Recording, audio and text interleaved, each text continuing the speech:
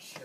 And I'm not even sure why you've seen the movie, because it came out in the 80s sometime, I think. It was some. I've seen movies that came out in the Yeah, why 80s. would you watch like- something that came out in such a time? It was one of those like school projects where you watch these clips from these movies and you're like, what rhetorical analysis?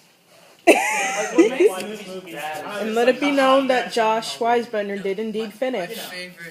My favorite thing to do with old movies is to Mute actually 'em? watch them and mute them sometimes. When are we gonna do that, Ryan? You need to watch Troll 2. Oh! Let's see how Josh did up here. This is Josh's, let's check it. 1, 2, 3, 4, and 1, and 2, and 3, 4, 1. Very good. False! Ryan, when are we gonna Now, this is exactly right. It is completely acceptable. There are some things that I might do if I were writing this for a junior high band that would make it a little bit easier. For instance, we're covering up the second pulse here. And in high school, that's all right. You guys can figure that out.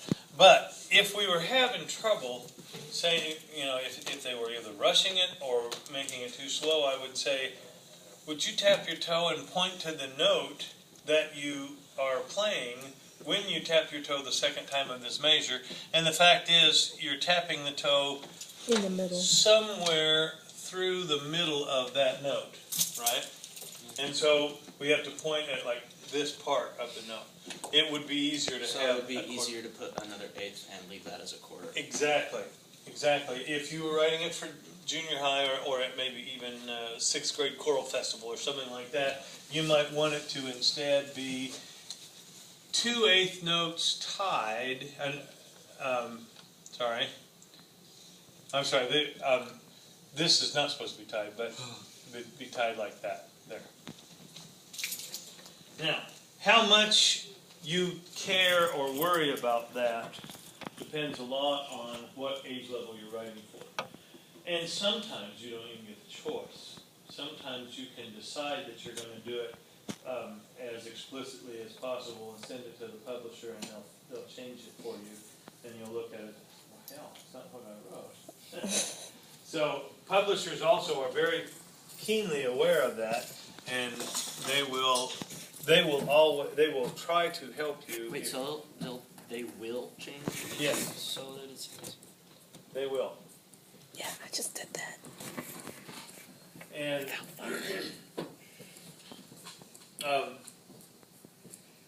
I have never had that happen to me. I have not published very much, but for a while I was sent stuff from Wingert and Jones, who was a publisher, and they would have me rewrite things. And I know the people who submitted them would say, that's not what I wrote, and well, I hope they never find out that I was the one who decided it was better to do it this way or that way, because I didn't want anybody to know. But, all right, yay, we are done with that. We are on pitch now. I'm so excited. And you just can't hide it. And I just can't hide. Yeah. Do it. Please? That's okay. Oh. I know.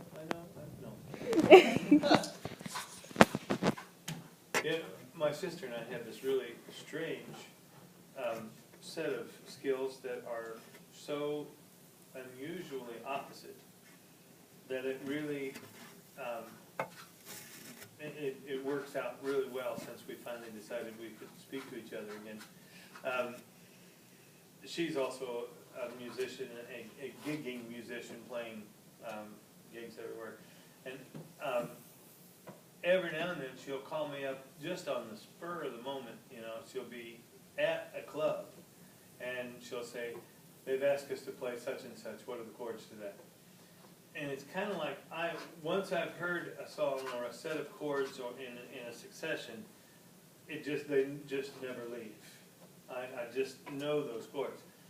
She is completely the opposite. She can never remember a chord, but she can remember the lyrics to every song that she's ever heard. Not that necessarily that she's sung them before, but she can spit back the lyrics if she's heard them. So many times I'm at home trying to write something up for Vaughn, who wants, last thing was Mustang Sally, you know, and I can write all the notes and all the chords, and I can make an arrangement of it, but I don't know the words. But before the internet came along, I would just call in and say, what are the words to Mustang Sally? And she wouldn't have to go look them up. She would just say, and just blurt them out. So we really should play in a band together, and then I could play the chords and she could sing all What the does she words. do? She lives in Sykesville, Maryland. Oh, like, what does she do as a musician? She's a piano player and an oboist, but she mostly plays piano for the rock and roll gigs she plays. And she has dabbled in other woodwind instruments as well, but was a professional oboist for a while. What? It's just a little bit of, you know, subliminal messaging. Bass sax. I just can't hear chords. I hear chords, I'm like, that sounds cool. You need a I have bass no idea what they sax. are, and I don't know what their relation to each other was, but. Usually I can only pick out if it's like a major or a minor chord, maybe a diminished sixth. But That sounded happy. That was probably a major chord. the, Sad. That was the probably thing that I can tell both of you is you're both very talented, and that's a learnable skill.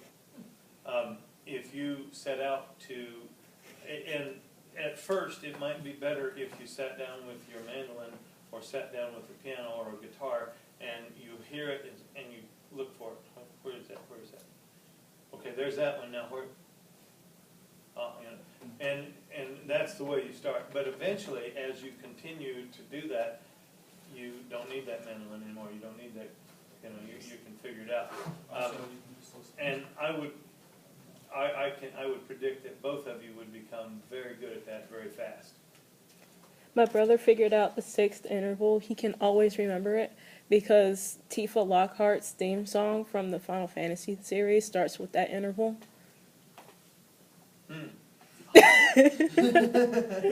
That works. I just remember the ear change of Mr. Poppy singing itself. N, B, C. Yep, that's major sixes. But for instance, let me show you what you have here. I'm going to start playing just a series of random chords, and you tell me when I get back to the one I started with.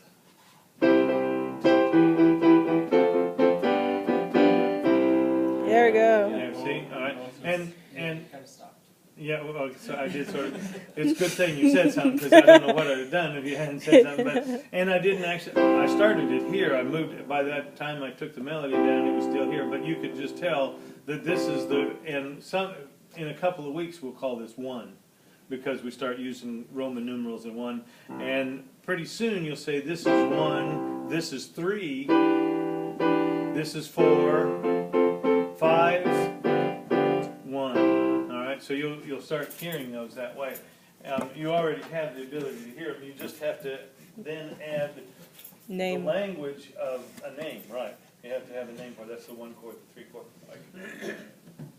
And you would also arrange very well that way, and that's really all you want. Okay. If you think you want perfect pitch, you do not. You just want that. Because then everything gets out of perfect pitch grades on your ears. Well, what oftentimes happens is band directors want me to take something like Louie Louie or something rock and roll that uses guitars and want me to write it out for marching band. Guitars play in the keys of A, D, and G, all the sharp keys, because those are the easy chords to play. Bands play in B flat, E flat, and F. They can't play in G, C, and D, unfortunately. What you will be able to do then is say, okay, I'm now hearing 1, and 1 is going to be B flat. I don't care what it really is. I hear it as 1, so I call it B flat. What I have to do is say, damn, I hear a G.